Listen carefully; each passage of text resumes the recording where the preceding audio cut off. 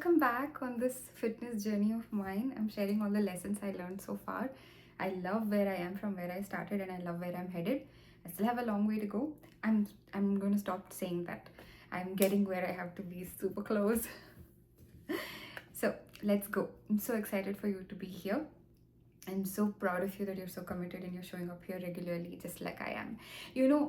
Today has been the hardest for me in terms of showing up here. There's so much resistance.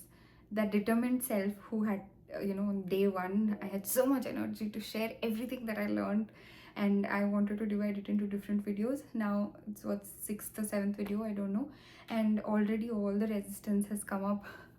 It's so strong. Today I was giving all excuses as to I can take a break today. Already people have so many videos to catch up on. Not many people are watching also, and I'm not even getting any likes or comments, so I don't know who's really watching. I don't think it's making any impact. What is the point? And I just thought about it, that how I sabotage myself every time, even on my fitness journey, when I have so much determination, when I'm making those decisions and I'm moving forward, while taking the actions on a regular basis, I'm a different person. And I am ready to go back to my comfort zone, not make those changes, not take that extra step, not go on my walk, eat unhealthy. Those decisions that I would have chosen for myself, the person who decided and the person who's executing it would be very different people. That's where these small changes matter. Me showing up today, irrespective of feeling like I don't want to show up, mattered. That's why I'm here. Like I said, even if it's not helping anybody else, it's helping one person, is me, to show up here to share what I've learned, because it means something to me. It means like I have stepped outside of my comfort zone. It means that I'm ready for change. It means that I am open to see where this goes, and I'm excited about my journey. So let's begin. I have shared different aspects of this fitness journey in terms of water, sleep, movement, food. Now, binding all these things is that mindset, which we spoke about in that first video also, of acceptance and taking that decision that you want to change. And now the person who decided to change is that one person, but the one who's taking actions every day has to be that same person. It cannot be your old self who comes back and says, no, I want to skip today, let me just excuse myself. One day break is okay, a day's break, genuine break, is okay, but every day being a break is not a one day break, right? Like that one extra step is not, one extra bite is not one extra bite when there are so many extra bites that you've taken already. Exactly like that. So to be consistent and to keep this going, and when you are changing, right, there will be a lot of resistance from your body. It will not be willing to change because we're so used to being in our comfort zone. Change feels like it's dangerous. So if you progress and if you get better, then there could be so many negatives of it. Okay, like with a lot of energy means that you might have to take up more tasks, or like I said, I had this fear where I like watching these thriller movies, and also if I got skinny and I look nice and I'm lean, then I could be kidnapped. I know. Your subconscious mind is crazy like that. The kind of fears it draws out, you won't even know what's running behind the scene. So there could be some danger associated with your change that is subconsciously working, and you don't want to make that change for that reason. So you love complaining about not changing, but when you actually are getting a chance to change, you wouldn't want to change.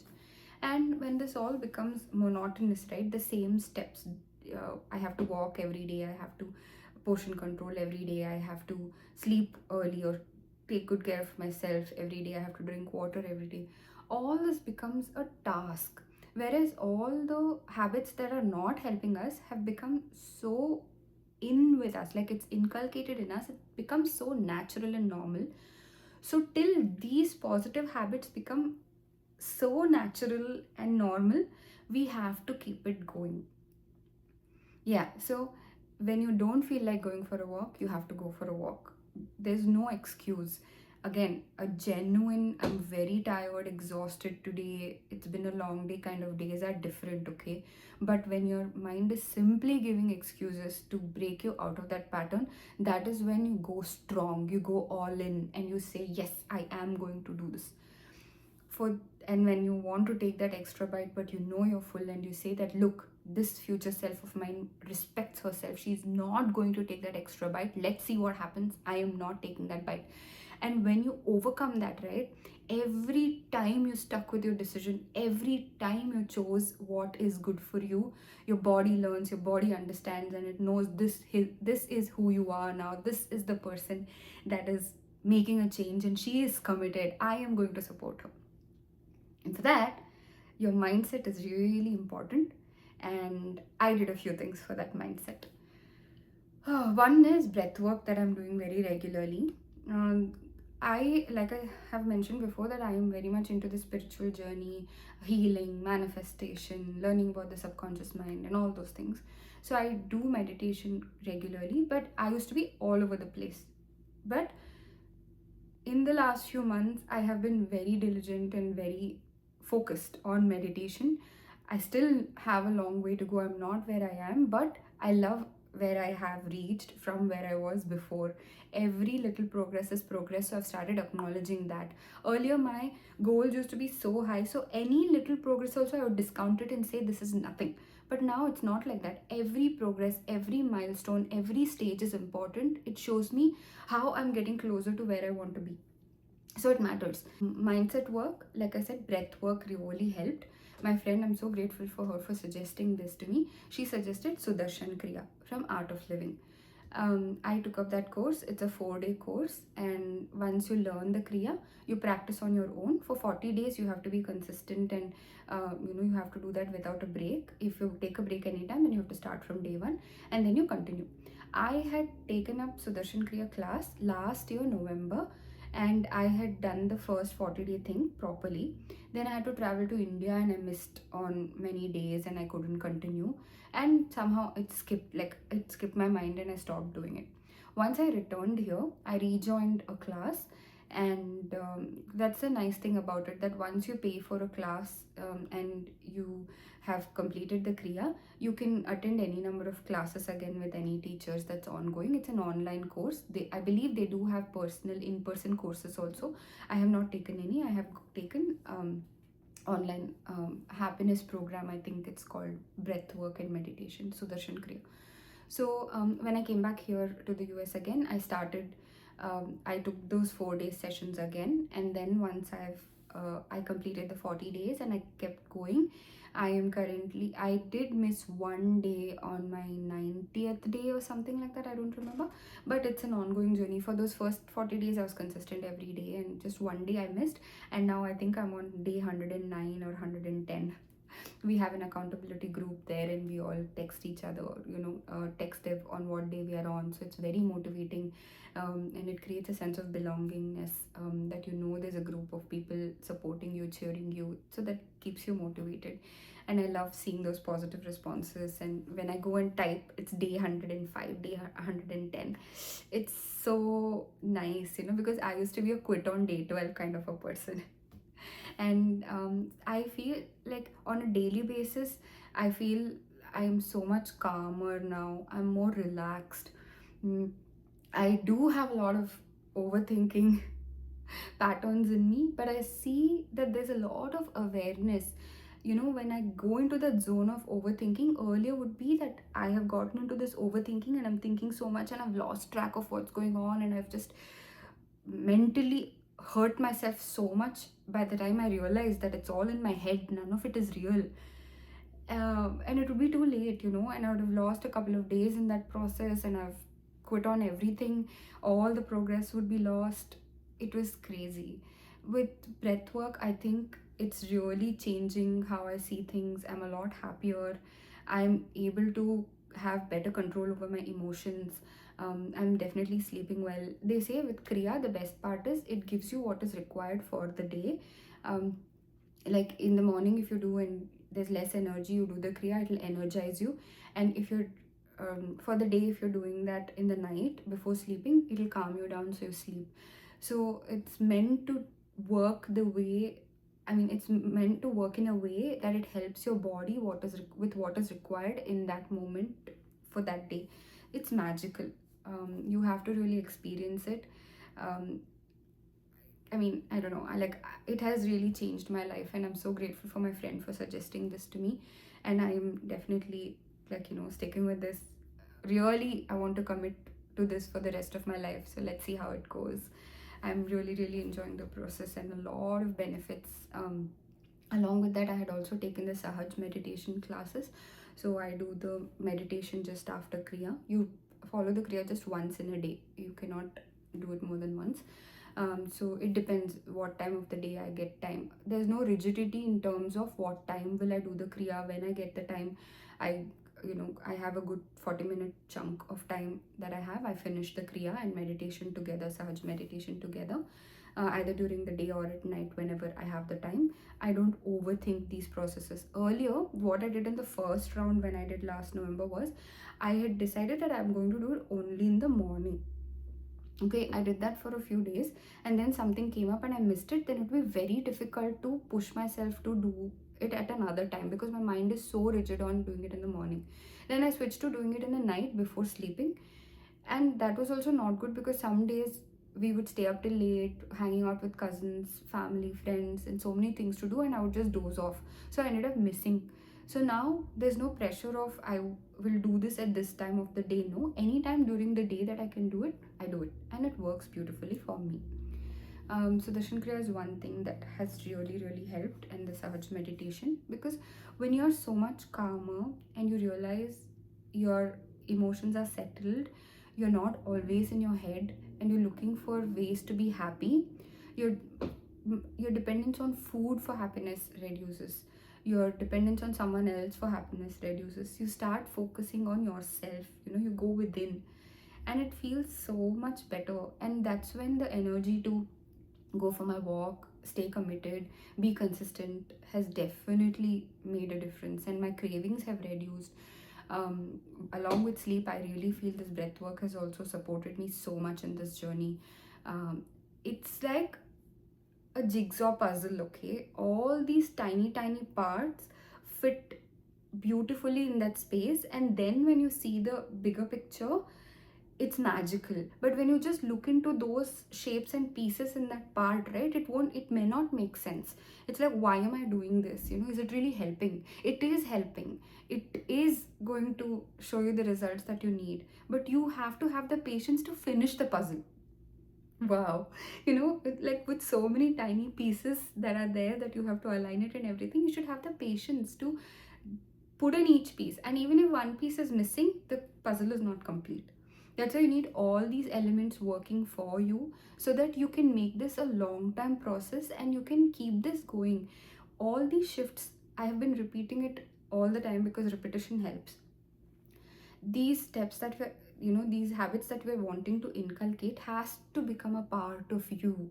Otherwise, when you have a goal that I'm going to do this for 3 months, your body is waiting to finish those 3 months, and after that get back to your old self, and you'll go back to your old self, and we don't want that. Now when I'm doing these things, right, about walking or about my meditation, breath work, about my food portion control, sleeping well, drinking water, these are becoming a part of me. So I can do this all my life or however long I can, not till I have more information for me to change these habits into something better. Till the time this is working, I want to do this for me. It's a part of me, and there's no end date to this. Yeah.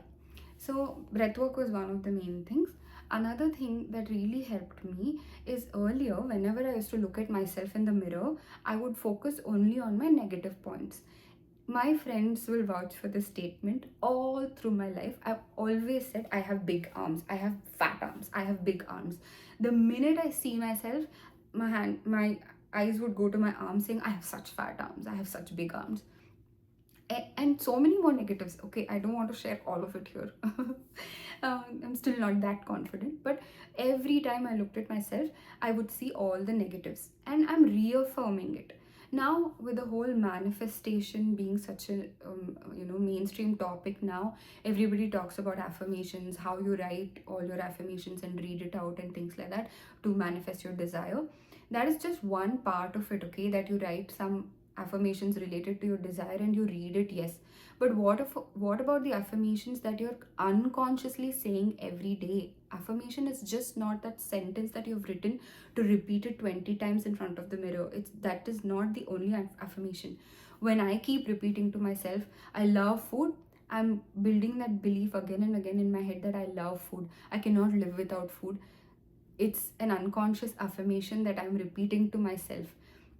I would say that, I'm a quitter. I'm a quitter. Jokingly, I would say, not that I repeated this to myself. When I'm in a conversation, I'd say, oh, I'm a quitter. I can't complete things. That is an affirmation that I'm repeating to myself. So, unconsciously, I'm just repeating. And I can say that I'm an overthinker. Yeah, I will be an overthinker if that's what I keep thinking. Like that, catch your unconscious affirmations. I can never do this. I will always do this. I am like this. Those I am statements which you are unconsciously repeating in conversations, or when you're thinking about yourself, or when you're writing something, whatever it is, that identity that you have created, right? If it is not serving you, then it has to go. That's why when I say that in these videos also, if you see, I have unconsciously said, I'm on my fitness journey. I have reached where I am. I still have a long way to go. I still have a long way to go. I still have a long way to go. That's what I've been telling myself unconsciously. When I was watching the videos, I was like, I have just pushed my results. So, that full fit self to be so far away. No, she's here now. Because the decisions that you take now and you act like that, that reality has to catch up where I'm that fit self fast. I have to believe from within. So those unconscious affirmations had to change. So every time I saw myself in the mirror, I would look at the negatives and I would say, oh, I have fat arms, I have my double chin. My double chin was a lot bigger, now it's reduced. It's still there, but it's reduced. And I'm telling myself now that I have such a sexy jawline. Just look at myself in some angles where the jawline looks really good. I'm like, wow, my jawline is so good. Yeah. So I used to unconsciously look at all the negatives in my body, and I would keep repeating unconsciously again. Every time I saw myself in the mirror, I'm like, oh, I don't look good, I don't feel this way, I don't like how I look. All those things is convincing your mind to believe that this is what is the truth and it cannot be changed. But that's not the truth. You can change it. Your mind can change everything. And the best part is your body reacts to your mind the quickest. So once you change your mind about it, your body will adapt. It needs a little bit of time to adjust to the change, but once it's on board, it will support you so much better. So what I started doing was, every time I saw myself in the mirror, there's a mirror in a bathroom, so whenever I have to use the restroom for anything, I go inside the mirror to wash my hands or whatever. I'm seeing the mirror, I'm like, oh wow, look at me, I'm getting so lean, and wow, look at me, I'm looking so good. It had been just about 2 or 3 weeks of walking, that's all, and portion control also, and I really wasn't seeing any difference, okay, but I felt some changes in my energy for sure. And the determination was there, right? The starting motivation. So every time I saw myself in the mirror, I'm like, oh my god, look at me, I'm already seeing results. Oh wow. Like, that was a conscious change, and I focused on the good aspects. Like, I like my smile. I feel my wrist is really lean compared to the rest of my arms. These little things, right? I'm like, oh my god, look how skinny my wrist is, and look at my smile, it's so nice. I love my hair, or something like that. I hyped myself up. And initially it was very conscious, and half of my body was like, what bullshit. This is not true. But no, I'm like, no, I'm going for it, and I felt that excitement, and I loved looking at myself in the mirror, and I'm like, yeah, I feel so good, I feel so much better. And that just helped so much. And as I progressed with my walks and portion control, water, sleep, everything getting better, I started telling myself, oh my god, look at this outfit, it's so loose for me, I'm so skinny, I'm looking so good, I'm so lean, I'm so fit, I love my energy. I started affirming those. And that has been such a big shift, because every time I looked at myself in the mirror and came out, I would have filled myself with so much negativity about myself. I'm not motivated anymore to do anything. That is one side of me.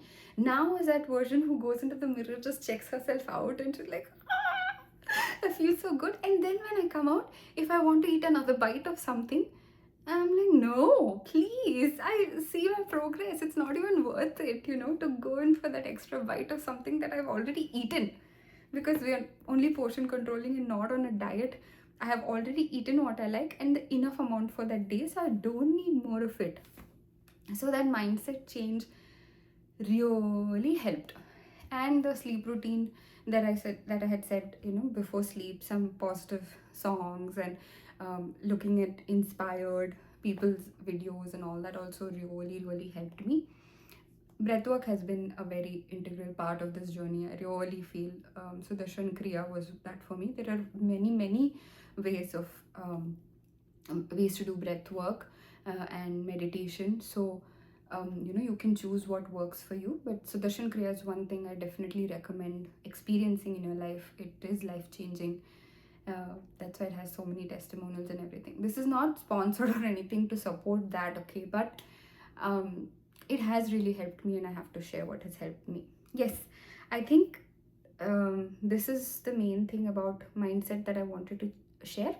mm, we're almost on at the end of this series. Like I have some snippets little bit here and there, so probably I will do one or two more videos with all tiny little things to complete the whole thing. But we have addressed the main foundations or pillars of this journey in terms of water, sleep, movement, food, mindset. So yeah, it's like a holistic approach to your fitness journey, so that it is a part of who you are now, and you progress from there, so that our fitness journey is not a punishment that we are waiting to break free from, right? It is a part of me. I'm so proud of you for showing up here regularly. Like I said, another one or two more videos only. After that, I'll wrap up this series. And I'm so grateful that you are trusting what I'm sharing, and you're taking what is resonating with you and letting things go. I'm so proud of you. And if you stayed, homework for you is definitely do some research. You could, again, use the social media to your advantage. When you watch some videos and it inspires you, makes a difference, when you like it, the algorithm knows what kind of content to push to you, so it'll give you more of what you like. Then it becomes easy for you to streamline those content and look for what benefits you. So do some research for yourself and see what could work for you. Breath work, meditation, if you can inculcate that in your daily habit, because stress has become a part of us now, with the kind of fast paced environment we're living in, being on our phones all day, being busy with work and home, balancing everything. It's not easy. And on social media, people put up their best lives, right? And that can affect us so much, because we are unknowingly in some competition with people, because we see what people share on social media, and we think that is the standard of living that we have to um, attain. And you see how far you are from there, and you kind of want to rush through it to get there. But is that what we really want? We don't know, but that's what the society has established. At this age this has to happen, at this age this has to happen, and you're seeing people share those things online, and many times we feel we're so far behind. If you're not like that, then great, keep it going. But for you, if you're the type who feels that you're feeling left behind, then don't feel that way, okay? With a lot of stress, with that negativity, and then adding, like, when you think about all these things, health becomes one of the last priorities, when that has to be the first, actually. Because if you have good health, good energy, good mindset, good attitude and everything, right, everything around you will change. But we are conditioned to think that my work comes first, my family comes first, my kids come first, everything else, we lose ourselves. So that's where this whole meditation, breath work, centering yourself, so that you come back to you, because you are your home when you come back here, right? And when this foundation is strong, and you love who you're becoming, and you love who you are, and you respect yourself, you take care of yourself, you prioritize yourself, you stop seeking all this from other people. You're not looking for it from others. You are oozing with love from within. And when you feel confident about yourself, rest of the things will automatically fall in place. If we're talking about the jigsaw puzzle, this will be the core of it. Like, the centerpiece is you. So take care of her, do the best for her. Like, she is who is keeping you alive. So do this for her. Your homework is that only, that you identify what breath work or meditation can be a part of your life. Do some research. Sudarshan Kriya, also you can go to Art of Living website, and you can research more on Sudarshan Kriya as well. or any other form of breath work, meditation that works for you. And it doesn't have to be for hours, okay? When we think of meditation, we think it's a 1 hour meditation, 2 hour meditation. Yes, you can do all those things if your life allows you to find that kind of time and you really feel that you can commit to it and things like that. Don't make it rigid. Even just that 10 minutes of silence, 5 minutes of being with yourself in a moment of your normal response, taking that 1 second break to just stop. Do I really have to eat this now? No, that awareness, all that when you build, right, every little step helps. So find out what breath work or meditation, what can you do that helps you, and take out just 5 minutes to start with. If you are already into meditation and everything, great, keep it going. If not, then take 5 minutes out of your time, of your day, to just sit still and like, there is so many meditation music available online, so many videos, or just being quiet. I really prefer the being quiet thing.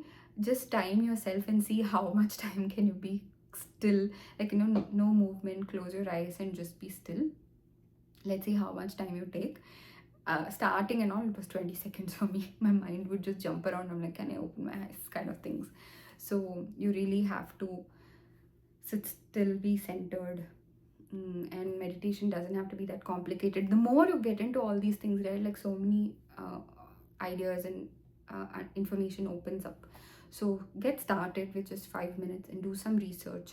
And every time you pass through a mirror, if you want, you can put sticky notes on those mirrors, positive thoughts only or something like that. Force yourself. It will feel fake in the beginning. It's okay. Force yourself to look at your positives. Even if it's just one thing that you can spot something good about yourself when you're in the mirror, just see that and appreciate and build on that. This you have to do diligently, because a number of times our negative thoughts are so consistent and they don't give up.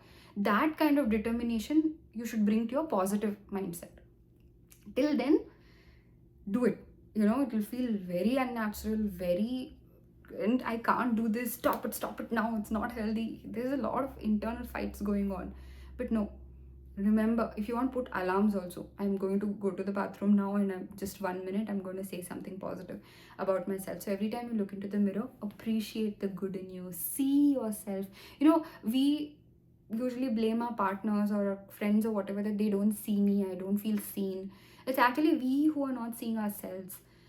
Give yourself that good look, that look with that softness, kindness, and to know what a miracle you are in your life. Really feel it, and it'll start getting better, and you'll see that confidence come up. It's really something else. And catch yourself when unconsciously in conversations you say that, oh, I'm always like this. When you joke, like joke is one thing for me. I think I make it so funny about myself and I laugh, and I'm like, I'm always like this, oh, I will gobble up everything. These are all affirmations that we're unconsciously telling ourselves. When we're making fun of somebody else also, your mind, like, if you're making fun of someone who's lean and fit, okay, your mind thinks that's a danger spot, because when you become lean and fit, your mind thinks somebody else will make fun of you, so I should not be like that. So what the main thing that you want, you're making it a danger to your mind. Then how will you get what you want when you're making fun of it? So appreciate where you want to be when you see someone lean and fit and they're doing something, instead of demotivating them, demoralizing, because we want to bring them down to our level because we can't match theirs, right? So that's why we make jokes and everything, but it's actually harming us only, not them. So yeah, catch yourself when you're unconsciously affirming things that are not serving you. I don't laugh at many jokes now that are not serving me. That earlier I would have cracked jokes about myself, which I noticed and I'm changing. Like I said, see, in this video series only, I kept saying I'm halfway through my journey, I still have a long way to go, I still have a long way to go. Now I'm already there. It's done. It's done. Okay, we got this. I'll see you tomorrow. Last one or two.